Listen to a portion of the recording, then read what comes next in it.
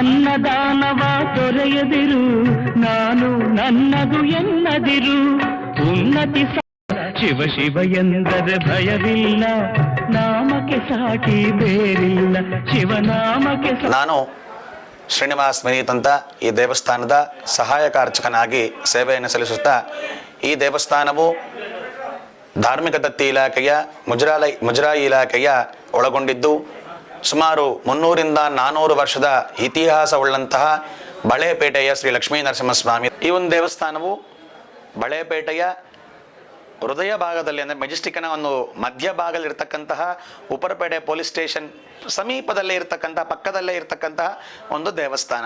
ನೀವು ಬಳೆಪೇಟೆ ಕಡೆ ಹೋಗೋದಾದರೆ ಅಥವಾ ಈ ಕಡೆ BVK ಅಯ್ಯಂಗಾರ್ ಕಡೆ ಬಂದರೆ ನಿಮಗೆ ಈ ಒಂದು ದೇವಸ್ಥಾನ ಕಾಣುತ್ತೆ. ದೇವಸ್ಥಾನವು ಅತ್ಯಂತ ಪ್ರಾಚೀನವಾಗಿರ್ತಕ್ಕಂತಹ ದೇವಸ್ಥಾನವು ನಮ್ಮ ಬೆಂಗಳೂರಿನ ಹೃದಯ ಭಾಗದಲ್ಲಿರ್ತಕ್ಕಂತಹ ಒಂದು ಕ್ಷೇತ್ರ. ಈ ಒಂದು ದೇವಸ್ಥಾನದ ಒಂದು ಮಹಿಮೆ ಏನಪ್ಪ ಅಂದರೆ, ಹಳೆ ಕಾಲದಲ್ಲಿರ್ತಕ್ಕಂತಹ ಒಬ್ಬರ ಹೂವಾಡಿಗರಾಗಂತಹ ಗೌರಿ ನರಸಿಂಹಯ್ಯ ಅಂತ ಒಬ್ಬ ಹೂವಾಡಿಗರಿಗೆ ಸ್ವಾಮಿ ಸ್ವಪ್ನದಲ್ಲಿ ಬಂದು ಇಲ್ಲಿ ನಮ್ಮ ಬಳಿ ಹತ್ರ ಇರ್ತಕ್ಕಂತಹ ಬನ್ನೇರುಘಟ್ಟದ ಬಳಿ ಇರತಕ್ಕಂತಹ ಸುವರ್ಣಮುಖಿ ಎಂಬಂತಹ ಕೊಳದಲ್ಲಿ ನಿವಾಸವಾಗಿದ್ದೇನೆ ಅಂತ ಹೇಳಿ ಅವರ ಒಂದು ಸ್ವಪ್ನದಲ್ಲಿ ಬಂದು ಕಾಣಿಸ್ಕೊಂಡ್ರು. ಆಗ ಅವರೆಲ್ಲರೂ ಸಹ ಆ ಕಾಲದಲ್ಲ ಒಂದು ಎತ್ತಿನ ಗಾಡಿಯನ್ನೆಲ್ಲ ಎತ್ಕೊಂಡು ಹೋಗಿ ಅಲ್ಲಿ ಹೋಗಿ ಕ್ಷೇತ್ರದಲ್ಲಿ ಹೋಗಿ ನೋಡಿದಾಗ ಅಲ್ಲಿ 2 ರೀತಿಯಾದಂತಹ ನರಸಿಂಹದೇವರ ಮೂರ್ತಿಗಳು ಕಾಣುಬರುತ್ತದೆ. ಒಂದು ಮೂರ್ತಿಯನ್ನು ಅಲ್ಲೇ ಬೆಟ್ಟದ ಮೇಲೆ ಇರತಕ್ಕಂತಹ ಒಂದು ಬೆಟ್ಟದ ಮೇಲೆ ಪ್ರತಿಷ್ಠಾಪನೆಯನ್ನು ಮಾಡ್ತಾರೆ. ತದನಂತರ ಇನ್ನೊಂದು ಮೂರ್ತಿಯನ್ನ ಇಲ್ಲಿ ಶ್ರೀ ವೈಖಾನಸ ಭಗವತ್ ಶಾಸ್ತ್ರೋಕ್ತ ರೀತಿಯ ತಗೊಂಡು ಬಂದು ಪ್ರತಿಷ್ಠಾ ಮಹೋತ್ಸವಗಳನ್ನ ಸಹ ಮಾಡ್ತಾರೆ. ಈ ಒಂದು ನರಸಿಂಹನ ಬಳೆ ಬಾಗಿಲ ನರಸಿಂಹ ಅಂತ ಹೇಳಿ, ಹೂವಿನ ನರಸಿಂಹ ಅಂತ ಹೇಳಿ ಪ್ರಖ್ಯಾತವಾಗಿ ವಿಶೇಷವಾಗಿ ಕರೀತಾರೆ. ಈ ಹೂವಾಡಿಗರು ಕಟ್ಟಿಸಂತಹ ದೇವಸ್ಥಾನವರಿಂದ ಹೂವಿನ ನರಸಿಂಹ ಅಂತಾನೆ ಇಲ್ಲಿ ನರಸಿಂಹನು ವಿಶೇಷವಾಗಿರ್ತಕ್ಕಂಥ ಒಂದಿದು. ಅವ್ರಿಗೆ ಸ್ವಪ್ನದಲ್ಲಿ ದೇವರು ಕಾಣಿಸ್ಕೊಂಡು ಬಂದು ಇಲ್ಲಿ ಅವ್ರ ಪ್ರತಿಷ್ಠಾಪನೆ ಮತ್ತು ದೇವಸ್ಥಾನ ಕಟ್ಟಡವನ್ನೆಲ್ಲ ಸಹ ಅವ್ರು ಮಾಡಿದ್ರಿಂದ ಹೂವಿನ ನರಸಿಂಹ ಅಂತಾನೆ ಪ್ರಖ್ಯಾತವಾಗಿದೆ. ಇಲ್ಲಿ ಅವರು ಇವತ್ತಿಗೂ ಸಹ ಪ್ರತಿನಿತ್ಯ ಅವರ ಒಂದು ಸೇವೆಯನ್ನ ಮಾಡ್ಕೊಂಡು ಬರ್ತಿದ್ದಾರೆ. ಪ್ರತಿನಿತ್ಯ ಈ ಸ್ವಾಮಿಯ ವಿಶೇಷತೆ ಏನಪ್ಪಾ ಅಂದ್ರೆ, ಸ್ವಾಮಿಗೆ ಸಂಪೂರ್ಣವಾಗಿರ್ತಕ್ಕಂತಹ ಸಾಲಿಗ್ರಾಮ ಶಿಲೆ ಆದಕ್ಕಿಂತ ಪ್ರತಿನಿತ್ಯ ಸ್ವಾಮಿಗೆ ಪಂಚಾಮೃತ ಅಭಿಷೇಕ ಮತ್ತು ಸ್ವಾಮಿಗೆ ವಿಶೇಷವಾಗಿ ದಧ್ಯೋದನ ನೈವೇದ್ಯ ಅಂದ್ರೆ ನರಸಿಂಹದೇವರಿಗೆ ದಧ್ಯೋದನದ ನೈವೇದ್ಯ ವಿಶೇಷವಾಗಿ ಇಲ್ಲಿ ಹೇಳ್ತಾರೆ. ಅದೇ ರೀತಿಯಾಗಿ ಇಲ್ಲಿ ಸಾವಿರಾರು ಜನ ಭಕ್ತಾದಿಗಳು ದಿನ ಬಂದು ಸ್ವಾಮಿಯ ಒಂದು ಸೇವೆಯಲ್ಲಿ ಪಾಲ್ಗೊಂಡು ಸ್ವಾಮಿಯ ಪ್ರಸಾದವನ್ನ ಸ್ವೀಕರಿಸಿ ಹೋಗತಕ್ಕಂಥದ್ದು ಒಂದು ಸಾಂಪ್ರದಾಯವಾಗಿ ಒಂದು ಪದ್ಧತಿಯಾಗಿ ನಡ್ಕೊಂಡು ಬಂದಿದೆ. ಪ್ರತಿನಿತ್ಯ ನಾನಾ ವಿಧವಾದಂತಹ ಪ್ರಸಾದವನ್ನ ಇಲ್ಲಿ ಕೊಡ್ತಾರೆ.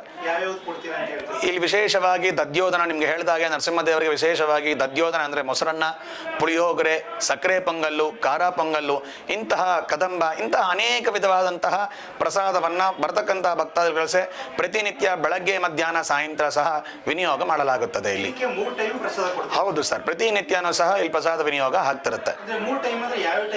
ಬೆಳಗ್ಗೆ ಕರೆಕ್ಟ್ ಆಗಿ 8 ಗಂಟೆಗೆ ಪಂಚಾಮೃತ ಅಭಿಷೇಕ ಪ್ರಾರಂಭಗೊಂಡು ಕರೆಕ್ಟ್ ಆಗಿ 9:30 10 ಗಂಟೆಗೆ ಮಹಾಮಂಗಳಾರತಿ ಆಗುತ್ತೆ. ಮಹಾಮಂಗಳಾರತಿ ಆದ ನಂತರ ಬೆಳಗ್ಗೆ ಅಭಿಷೇಕ ನಂತರ ಮೊದಲನೇ ನೈವೇದ್ಯ ಅಂತೇಳಿ ಮೊದಲನೇ ಪ್ರಸಾದ ಕೊಡ್ತಾರೆ. ಮತ್ತೆ ಮಹಾಮಂಗಳಾರತಿ ಆದ ನಂತರ 2ನೇ ನೈವೇದ್ಯ ಅಂತೇಳಿ 2ನೇ ಪ್ರಸಾದವನ್ನ ಕೊಡ್ತಾರೆ 10 ಗಂಟೆಗೆ ಸರಿಯಾಗಿ. ಸಂಜೆ 6 ಗಂಟೆಗೆ ಸ್ವಾಮಿಗೆ ಆರಾಧನೆ ಆದಮೇಲೆ ಮತ್ತೆ 3ನೇ ನೈವೇದ್ಯವಾಗಿ ಸಂಜೆ ಪ್ರಸಾದವನ್ನ ಸ್ವೀಕಾರ ಮಾಡಲಾಗುತ್ತದೆ ಎಲ್ಲರಿಗೂ ಸರ್.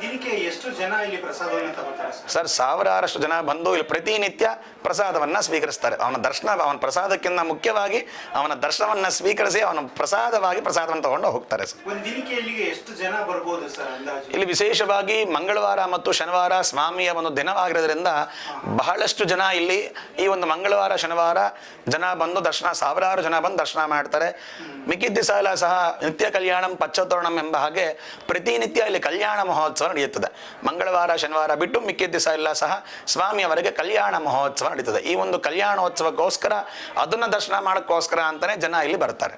ಅಂದ್ರೆ ಇಲ್ಲಿ ವಾರ ಬಂದು ಮಂಗಳವಾರ ಮತ್ತು ಶನಿವಾರ ಮತ್ತು ಮಂಗಳವಾರ. ಹೌದು ಹೌದು ಹೌದು ಹೌದು. ಸರ್, ಇಲ್ಲಿ ಪ್ರಸಾದ ತಗೋಬೇಕು, ದರ್ಶನ ಬರಬೇಕು ಅಂದ್ರೆ ಯಾರಿಗಾದ್ರೂ ಬರ್ಬೋದು. ಹೌದು, ಯಾರಿಗಾದ್ರೂ ಕೂಡ ಪ್ರಸಾದವನ್ನ ಖಂಡಿತ ಖಂಡಿತ. ಸರ್, ಇಲ್ಲಿ ಇನ್ನೊಂದು ವಿಚಾರವನ್ನ ಕೇಳಿದ್ವಿ, ಇದು ಪುಳಿಯೋಗರೆ ರಾಶಿ ಅಂತ ಏನೋ ಒಂದು. ಹೌದು, ಏನ್ ಸರ್ ಅದು? ವಿಶೇಷವಾಗಿ ಸ್ವಾಮಿಯವರ ಬ್ರಹ್ಮರಥೋತ್ಸವದ ಸಮಯದಲ್ಲಿ ತಿರುಪ್ಪಾವಡಿ ಸೇವೆ ಅಂತ ಹೇಳಿ ಮಾಡ್ತೀವಿ. ಆ ಒಂದು ಬ್ರಹ್ಮರಥೋತ್ಸವದ ಸೇವೆಯಲ್ಲಿ, ಬ್ರಹ್ಮೋತ್ಸವದ ಸೇವೆಯಲ್ಲಿ ಈ ಒಂದು ತಿರುಪ್ಪಾವಡಿ ಸೇವೆ ಅಂತ ಹೇಳಿ ವಿಶೇಷವಾಗಿರ್ತಕ್ಕಂತಹ ಒಂದು ಸೇವೆ. ಈ ಒಂದು ತಿರುಪ್ಪಾವಡಿ ಸೇವೆ ಅಂದರೆ ಏನಪ್ಪಾ ಅಂತಂದರೆ, ಸುಮಾರು ಒಂದು 100ರಿಂದ 150 kg ಪುಳಿಯೋಗರೆಯನ್ನು ಮಾಡಿ ಅದನ್ನು ಸ್ವಾಮಿಯ ಮುಂದೆ ರಾಶಿಯನ್ನಾಗಿ ಹಾಕಿ ಅದನ್ನು ಆ ದಿನ ಬರ್ತಕ್ಕಂಥ ಭಕ್ತರೆಲ್ಲರೂ ಸಹ ಸ್ವಾಮಿಗೆ ಅಭಿರ್ನಿವೇದನೆಯನ್ನು ಮಾಡಿ ಆ ಭಕ್ತಗಳೆಲ್ಲರಿಗೂ ಸಹ ಒಂದು ಪ್ರಸಾದವನ್ನು ವಿನಿಯೋಗ ಮಾಡಲಾಗುತ್ತದೆ. 150 kg ಪುಳಿಯೋಗರೆಯನ್ನು ಮಾಡ್ತೀವಿ. ಪುಳಿಯೋಗರೆ ಮಾಡಿ ಅರ್ಪಣೆ ಮಾಡಿ ಜನಕ್ಕೆ ಪ್ರಸಾದ. ಹೌದು, ಬರ್ತಕ್ಕಂತಹ ಜನ ಎಲ್ಲರಿಗೂ ಸಹ ಪ್ರಸಾದವನ್ನು ವಿನಿಯೋಗ ಮಾಡಲಾಗುತ್ತದೆ. ಏನಕ್ಕೋಸ್ಕರ ಈ ಒಂದು ಮಾಡ್ತೀವಿ, ಸೇವೆ ಮಾಡ್ತೀವಪ್ಪ ಅಂದರೆ, ಸಂವತ್ಸರ ಕಾಲದ ಅಂದರೆ ಈ ಒಂದು ಪ್ರತಿ ಸಂವತ್ಸರದಲ್ಲಿ ನಡ್ತಕ್ಕಂತಹ ಈ ಒಂದು ನೈವೇದ್ಯದಲ್ಲಿ ಏನಾದರೂ ದೋಷ ಇದ್ದರೆ ಇಂತಹ ದೋಷ ನಿವಾರಣೆ ಆಗಲಿ ಅಂತ ಹೇಳಿ ಆ ಒಂದು ರಾಶಿಯಾಗಿ ಹವಿರ್ನಿವೇದನ ಅಂತ ಹೇಳಿ ಕರಿತೀವಿ. ಹವಿರ್ನಿವೇದನ ಅಂದರೆ ಅತಿ ಹೆಚ್ಚಿನ ಸಂಖ್ಯೆಯಲ್ಲಿ ಮಾಡ್ತಕ್ಕಂಥದನ್ನು ಆ ಒಂದು ಪುಳಿಯೋಗರೆಯನ್ನು ಒಂದು 100 kg ಮಾಡಿ ಅದನ್ನು ಪರಮಾತ್ಮನಿಗೆ ಮುಂದೆಯನ್ನು ಹಾಕಿ ಅವನಿಗೆ ಅರ್ಪಣೆಯನ್ನು ಮಾಡಿದ ನಂತರ ಬರ್ತಕ್ಕಂತಹ ಭಕ್ತರಿಗೂ ಸಹ ವಿನಿಯೋಗ ಮಾಡ್ತೀವಿ. ಇದು ವಿಶೇಷವಾಗಿ ತಿರುಪ್ಪಾವಡಿ ಮಹೋತ್ಸವದ ವಿಶೇಷ ಪ್ರಾಮುಖ್ಯತೆ. ಸರ್, ಇನ್ನೊಂದು ವಿಚಾರ ಕೇಳಿದ್ವಿ, ತಮಗೆ ತುಂಬಾ ಚಿಕ್ಕ ವಯಸ್ಸಿಗೆ ಡಾಕ್ಟರೇಟ್ ಪದವಿಯನ್ನು ಪಡ್ಕೊಂಡಿದ್ದೀರಿ ಅಂತ ಕೇಳಿದ್ವಿ. ಇದು ಯಾವ ವಿಚಾರಕ್ಕೆ ಅಂತ ಕೇಳ್ಬೋದು ಸರ್? ನಾನು ಕೋಲ್ಕತ್ತಾದ Indian oriental institution of college ಎಂಬಂತಹ ಒಂದು ಯೂನಿವರ್ಸಿಟಿಯಲ್ಲಿ ನಾನು ಧರ್ಮಶಾಸ್ತ್ರದ ಬಗ್ಗೆ ಡಾಕ್ಟರೇಟನ್ನು ಸ್ವೀಕಾರ ಮಾಡ್ಕೊಂಡಿದ್ದೀನಿ. ಅಧ್ಯಯನ ಮಾಡಿ ಡಾಕ್ಟರೇಟನ್ನು ತೊಗೊಂಡಿದ್ದೀನಿ ಸರ್. ನಾನು ಅತಿ ಚಿಕ್ಕ ವಯಸ್ಸಿಗೆ ತುಂಬಾ ಪರಿಜ್ಞಾನವನ್ನು ಹೊಂದಿದ್ದೀರಾ ಅಂತ ಆಯ್ತು ಸರ್. ಹಿಂಗಾದ್ರಿಂದ ನಾನು ಒಂದು ಪ್ರಶ್ನೆ ಕೇಳಕ್ಕೆ ಇಷ್ಟಪಡ್ತೀನಿ. ಖಂಡಿತ. ನೀವು ಧರ್ಮಶಾಸ್ತ್ರವನ್ನ ಓದ್ಕೊಂಡು ಅದರಲ್ಲಿ PhD ಪಡ್ಕೊಂಡಿದ್ದೀರಿ. ಹೌದು. ಆದ್ರೆ ನಾವು ಕೇಳೋದೇನಂತಂದ್ರೆ, ಈ ದರ್ಶನ ಮಾಡೋಕೆ ಭಕ್ತಾದಿಗಳು ಬರ್ತಾರೆ. ಹೌದು. ಈ ಪ್ರಸಾದ ಅಂತೇಳಿ ಈ ರೀತಿ ಊಟಗಳನ್ನ ಯಾಕೆ ಕೊಡ್ಬೇಕು ಅಂತ ಈ ಉದ್ದೇಶ ಸರ್? ವಿಶೇಷವಾಗಿ ಹೇಳಬೇಕು ಅಂತಂದ್ರೆ, ಅನ್ನಾತ್ ವಿಷ್ಣು ಅಂತ ಹೇಳಿ ಒಂದು ನಮ್ಮ ಶಾಸ್ತ್ರ ಹೇಳುತ್ತೆ. ಅಂದರೆ ಈ ಒಂದು ಕಲಿಯುಗದಲ್ಲಿ ಪರಮಾತ್ಮ ಎಲ್ಲಿರ್ತಾನಪ್ಪ ಅಂತಂದರೆ, ಯಾರ ಹೊಟ್ಟೆ ಹಸುವಾಗುತ್ತೋ ಅಲ್ಲ ಪರಮಾತ್ಮ ಇರ್ತಾನಂತೆ. ಈಗ ಯಾರಾದರೂ ಹೊಟ್ಟೆ ಹಸು ಅಂದ್ಕೊಂಡು ಬಂದಾಗ ಅವನಿಗೆ ಏನಾದರೂ ಒಂದು ಚೂರು ಒಂದು ಹಣ್ಣಾದರೂ ಕೊಟ್ಟರು ಸಹ ಅವನು ಅದನ್ನು ಅಮೃತವನ್ನಾಗಿ ನೆನೆಸ್ಕೊಂಡು ತಿಂತಾನೆ. ಅದರಲ್ಲೇ ಪರಮಾತ್ಮ ಅವನಲ್ಲೇ ಇರ್ತಾನೆ ಅನ್ನೋದು ವಿಶೇಷವಾಗಿ ಪ್ರಾಮುಖ್ಯತೆ. ಅಂಥದ್ರಲ್ಲಿ ದೇವಸ್ಥಾನಕ್ಕೆ ಬಂದಾಗ ಪರಮಾತ್ಮ ಎಲ್ಲೋ ಇರಲ್ಲ. ಅವ್ರು ಹೇಗಾದರೂ ಬಂದಿರಲಿ, ಆ ಒಂದು ಪ್ರಸಾದವನ್ನು ಸ್ವೀಕರಿಸಿದಾಗ ಅವ್ರಿಗೆ ಬರ್ತಕ್ಕಂತಹ ತೃಪ್ತಿಯಿಂದ ಪರಮಾತ್ಮನ ದರ್ಶನ ಮಾಡ್ತಾರೆ. ಅದು ವಿಶೇಷವಾಗಿ ಈಗ ಯಾರಾದರೂ ಆಗಿರ್ಬೋದು, ಬಂದು ಪ್ರಸಾದವನ್ನು ಸ್ವೀಕಾರ ಮಾಡಿದಾಗ ಅದು ಒಂದು ಪ್ರಸಾದವಾಗೋ ಅಥವಾ ಹೊಟ್ಟೆ ತುಂಬ ಆದರೂ ನೀಡಿದಾಗ ಆ ಒಂದು ತೃಪ್ತಿ ಅಂದರೆ ನಾವು ಕೊಡ್ತಕ್ಕಂತಹ ಒಂದು ಭಾವನೆ, ಪರಮಾತ್ಮನ ಮೇಲೆ ಇರತಕ್ಕಂತಹ ಆ ಒಂದು ಅನುಭವ ಹೆಚ್ಚಾಗುತ್ತೆ. ಅವನಲ್ಲಿ ಹೆಚ್ಚಾದಾಗ ಅವ್ನು ನೆನೆಸ್ಕೊಂಡು, ಅಯ್ಯೋ ಪರಮಾತ್ಮನ ದರ್ಶನಕ್ಕೆ ಹೋಗಿದ್ದೆ, ಪ್ರಸಾದ ಕೊಟ್ಟರು, ಪ್ರಸಾದ ತಿಂದೆ ನಾನು ಅನ್ನೋ ಒಂದು ಖುಷಿ ಇರುತ್ತಲ್ಲ, ಅದನ್ನ ಪರಮಾತ್ಮನ ಅವರ ಒಂದು ಬೇಡಿಕೆಗೆ ಹತ್ತಿರವಾಗುತ್ತದೆ. ನೀವು ಹೆಸರಿಗೆ ಇಲ್ಲಿ ದೇವಸ್ಥಾನ ಆಗಿರೋದ್ರಿಂದ ಪ್ರಸಾದ ಅಂತ ಕೊಡ್ತೀರಾ, ಅದು ಹೊಟ್ಟೆ ತುಂಬ ಕೂಡ ಕೊಡ್ತೀರಾ? ಖಂಡಿತ ಕೊಡ್ತೀವಿ ಸರ್. ಇದು ತುಂಬಾ ಉಪಯೋಗ ಆಗುತ್ತೆ. ಖಂಡಿತ ಆಗುತ್ತೆ. ದೊಡ್ಡವರು ಹೇಳ್ತಾರೆ, ದೇವರು ಹುಲ್ಲು ನೀರು ಆಗ್ತಾ ಇರ್ತಾನ ಅಂತ ಹೇಳ್ತಾರೆ. ಖಂಡಿತ. ದೇವಸ್ಥಾನ ಇರುವಂತದ್ದು ಬಂದು ಉಪ್ಪಾರಪೇಟೆ ಪೊಲೀಸ್ ಸ್ಟೇಷನ್. ಹೌದು. ಮೆಜೆಸ್ಟಿಕ್ ಅಲ್ಲೇ ಇದೆ. ಎಷ್ಟೋ ಜನ ಹೊರಗಡೆಯಿಂದ ಬಂದಿದ್ದಾರೆ. ಹೌದು. ಎಷ್ಟೋ ಜನಕ್ಕೆ ಹಸ್ಕೊಂಡಿರ್ತಾರೆ. ಉಪಯೋಗ ಖಂಡಿತ ಆಗ್ತಾ ಇದೆ ಸರ್. ಖಂಡಿತ ಆಗ್ತದೆ ಸರ್. ಖಂಡಿತ. ಪ್ರತಿನಿತ್ಯ ಈಗ ಪರಮಾತ್ಮನಿಗೆ ನಾವು ಸಲ್ಲಿಸಕ ಅತಿ ಹೆಚ್ಚಿನ ಸಂಖ್ಯೆಯಲ್ಲೇ ಸ್ವಾಮಿಗೆ ಪ್ರಸಾದವನ್ನ ಪ್ರತಿನಿತ್ಯ ನಾವು ತಯಾರು ಮಾಡ್ತೀವಿ. ತಯಾರು ಮಾಡಿದ ತಕ್ಷಣ ಆ ಒಂದು ಪ್ರಸಾದ ಉಪಯೋಗವಾಗಬೇಕು ಅನ್ನೋ ಉದ್ದೇಶವಾಗಿ ಬರ್ತಕ್ಕಂಥ ಎಲ್ಲಾ ಭಕ್ತಾದಿಗಳಿಗೆ ಸಮೃದ್ಧಿಯಾಗಿ ಇಲ್ಲಿ ಪ್ರಸಾದವನ್ನ ನೀಡ್ತೀವಿ ಸರ್. ಒಂದ್ ದಿನಕ್ಕೆ ಎಷ್ಟು ಕೆಜಿ ಪ್ರಸಾದ ತಯಾರಾಗಬಹುದು? ಸುಮಾರು ಒಂದು 5ರಿಂದ 10 kg ಪ್ರಸಾದವನ್ನ ಪ್ರತಿನಿತ್ಯ ವಿನಿಯೋಗ ಮಾಡ್ತೀವಿ ಸರ್ ನಾವು. ಹೌದು. ಮಂಗಳವಾರ ಮತ್ತು ಶನಿವಾರ ಯಥೇಚ್ಛವಾಗಿ ಭಕ್ತಾದಿಗಳ ಒಂದು ಸಂಖ್ಯೆ ಹೆಚ್ಚಾದಷ್ಟು ಪ್ರಸಾದದ ಸಂಖ್ಯೆ ಹೆಚ್ಚಾಗುತ್ತೆ ಅನ್ನೋದು ಇಲ್ಲಿ ಒಂದು ವಿಶೇಷ ಸರ್. ಈ ಒಂದು ನರಸಿಂಹನಿಗೆ ಏನಪ್ಪಾ ಪ್ರಖ್ಯಾತ ಅಂತಂದ್ರೆ, ಸ್ವಾಮಿ ಸುವರ್ಣಮುಖಿ ಕೊಳದಲ್ಲಿ ಆವಿರ್ಭಾವ ಆಗಿರೋದ್ರಿಂದ ಯಾರು ಆ ಪರಮಾತ್ಮನ ಅಭಿಷೇಕವನ್ನ ನೋಡಿ ಆ ತೀರ್ಥವನ್ನ ಪ್ರೋಕ್ಷಣೆ ಮಾಡ್ಕೊಂತಾರೋ ಅವರಿಗೆ ಯಾವುದೇ ರೀತಿಯಾದಂತಹ ಚರ್ಮ ರೋಗ ಏನಾದರೂ ಇದ್ದರೆ ಅಂತಹ ವ್ಯಾಧಿ ನಿವಾರಣೆ ಆಗುತ್ತೆ ಅಂತೇಳಿ, ಅದೇ ರೀತಿಯಾಗಿ ಅವ್ರು ಏನಾದರೂ ಹಾರ್ಟ್ ಡಿಸೀಸಸ್ಸು ಅಥವಾ ಲಂಗ್ ಡಿಸೀಸಸ್ ಇದ್ದರೆ ಆ ಒಂದು ತೀರ್ಥವನ್ನು ಪ್ರೋಕ್ಷಣೆ ಮಾಡಿಕೊಂಡ್ರೆ ಅವ್ರಿಗೆ ಈ ಒಂದು ಸಮಸ್ಯೆ ಬರಿಯಾಗುತ್ತೆ ಅಂತ ಹೇಳಿ ಈ ಒಂದು ಕ್ಷೇತ್ರದ ಮಹಾತ್ಮೆ.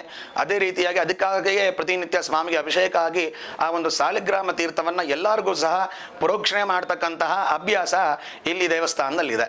ಅದೇ ರೀತಿಯಾಗಿ ನಿಮಗೆ ಮುಂಚಿತವಾಗಿ ಹೇಳಿದಂಗೆ ನಾನು ನಿತ್ಯ ಕಲ್ಯಾಣಂ ಪಚ್ಚತೋರಣಂ ಎಂಬ ಹಾಗೆ ಪ್ರತಿನಿತ್ಯ ಕಲ್ಯಾಣೋತ್ಸವ ಆಗೋದ್ರಿಂದ ಯಾರು ಇಲ್ಲಿ ಬಂದು ಆ ಒಂದು ಕಲ್ಯಾಣೋತ್ಸವವನ್ನು ದರ್ಶನ ಮಾಡಿ ಆ ಒಂದು ಕಂಕಣವನ್ನು ಧರಿಸ್ತಾರೋ ಅವರಿಗೆ ವಿವಾಹದಲ್ಲಿ ಏನಾದರೂ ವಿಳಂಬ ಆದರೆ ಅಂತಹ ದೋಷ ನಿವಾರಣೆ ಆಗಿ ವಿವಾಹ ಸಹ ಆಗುತ್ತೆ ಅಂತ ಹೇಳಿ ಈ ಒಂದು ಕ್ಷೇತ್ರದ ಮಹಾತ್ಮೆ ಸರ್.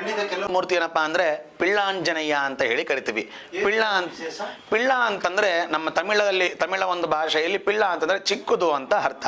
ಅದಕ್ಕೋಸ್ಕರ ಇಲ್ಲಿ ಆ ಒಂದು ಆಂಜನೇಯನೂ ಸಹ ಆರಾಧನೆ ಮಾಡ್ತಿರೋದ್ರಿಂದ ಅವ್ನು ಚಿಕ್ಕದಾಗಿರ್ತಕ್ಕಂಥ ಮೂರ್ತಿ ಆಗಿರೋದನ್ನ ಅವನ ಅದಕ್ಕೆ ಪಿಳ್ಳಾಂಜನೇಯ ಅಂತಾನೆ ಅವನಿಗೆ ಹೆಸರಾಗಿ ಬಂದಿದೆ. ಪಿಳ್ಳಾಂಜನೇಯ ಅಂತಂದ್ರೆ ಆ ಆಂಜನೇಯ ಮೂರ್ತಿಯನ್ನು ನೋಡಿದ್ರೆ ಚಿಕ್ಕ ಮಗು ಅಂದರೆ ಅಂಜನಾದೇವಿ ಹತ್ರ ಇರ್ತಕ್ಕಂತಹ ಆಂಜನೇಯ ಹೇಗಿದ್ನಪ್ಪ ಅಂತಂದರೆ ಸೌವಂತಿಕ ಪುಷ್ಪವನ್ನು ಇಟ್ಕೊಂಡು ಚಿಕ್ಕ ಮಕ್ಕಳಿಗೆ ಹೇಗೆ ಒಂದು ಆಟದ ಸಾಮಾನು ಇಟ್ಕೊಂಡು ಆಟ ಆಡ್ತಾ ಇರ್ತಾರೋ ಅಂತಹ ಒಂದು ಭಾವದಿಂದ ಆ ಒಂದು ಸೌವಂತಿಕ ಪುಷ್ಪವನ್ನು ಆಂಜನೇಯ ಇಟ್ಕೊಂಡಿರ್ತಾನೆ. ಇಲ್ಲಿ ಅಂದರೆ ಗದೆ ಆಯುಧ ಇರಲ್ಲ, ಇಲ್ಲಿ ಆ ಒಂದು ಸೌವಂತಿಕ ಪುಷ್ಪವನ್ನು ಇಟ್ಕೊಂಡು ಯಾವುದೇ ರೀತಿಯಾದಂಥ ಕಿರೀಟ ಅಥವಾ ಆಭರಣಗಳಿಲ್ಲದೆ ಚಿಕ್ಕ ಮಕ್ಕಳಿಗೆ ಸೂಕ್ಷ್ಮವಾಗಿ ಹೇಗಿರ್ತೀವೋ ಅದೇ ರೀತಿಯಾಗಿ ಆ ಒಂದು ಭೂಷಣವನ್ನು ಆಂಜನೇಯ ಧರಿಸಿರ್ತಾನೆ.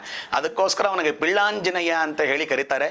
ಈ ಒಂದು ಆಂಜನೇಯದಲ್ಲಿ ವಿಶೇಷ ಏನಪ್ಪಾ ಅಂತಂದ್ರೆ ಯಾವುದೇ ರೀತಿಯಾದಂತಹ ಕೋರ್ಟಿನ ಸಮಸ್ಯೆಗಳು ಇದ್ರೆ ಇಲ್ಲಿ ಆಂಜನೇಯನ ಬಂದು ಪ್ರಾರ್ಥನೆ ಮಾಡ್ಕೊಂಡು ಹೋದ್ರೆ ಯಾವುದೇ ರೀತಿಯ ಎಂತಹ ಸಮಸ್ಯೆ, ಕೋರ್ಟಿನ ಸಮಸ್ಯೆ ಆಗಲಿ ಅದು ಬರಿ ಆಗುತ್ತೆ ಅಂತ ಹೇಳಿ ಈ ಒಂದು ಆಂಜನೇಯನ ಒಂದು ಪ್ರಖ್ಯಾತವಾದಂತಹ ನಿಜವಾಗಿರ್ತಕ್ಕಂತಹ ಒಂದು ಸಾಕ್ಷಿ, ಆಂಜನೇಯನೇ ಸಾಕ್ಷಿ.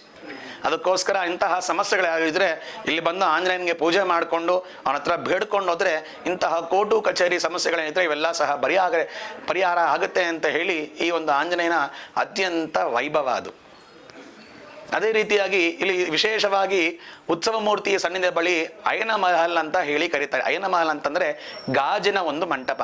ಈ ಒಂದು ಗಾಜಿನ ಮಂಟಪದ ವಿಶೇಷ ಏನಪ್ಪಾ ಅಂತಂದ್ರೆ ಪರಮಾತ್ಮನ ಒಂದು ಸಹಸ್ರನಾಮದಲ್ಲಿ ನಾವು ಎಷ್ಟು ಸಾವಿರ ಒಂದೊಂದು ನಾಮಗಳಿರುತ್ತೋ ಒಂದೇ ಸತಿ ಅಂತಹ ಸಹಸ್ರ ದೇವಗಳ ಒಂದು ದರ್ಶನವನ್ನ ನಾವು ಮಾಡ್ಬೋದು. ಅಂದ್ರೆ ಆ ಬಲಗಡೆ ಮತ್ತು ಎಡಗಡೆ ನೋಡಿದಾಗ ನಮ್ಮ ದೃಷ್ಟಿ ಇದ್ದಷ್ಟು ಪರಮಾತ್ಮ ನಮ್ಮಲ್ಲಿ ಕಾಣ್ತಾನೆ. ಆ ಒಂದು ವಿಶೇಷವಾಗಿ ಆ ಒಂದು ಅಯನ ಮಂಟಪದ ಪ್ರಖ್ಯಾತವನ್ನ ನೀವು ನೋಡ್ಬೋದು. ಇದು ಹಳೆಯ ಕಾಲದಿಂದ ಒಂದು ಕಟ್ಟಡ ಹಂಗೆ ಕಟ್ಟಿದ್ದಾರೆ ಸರ್.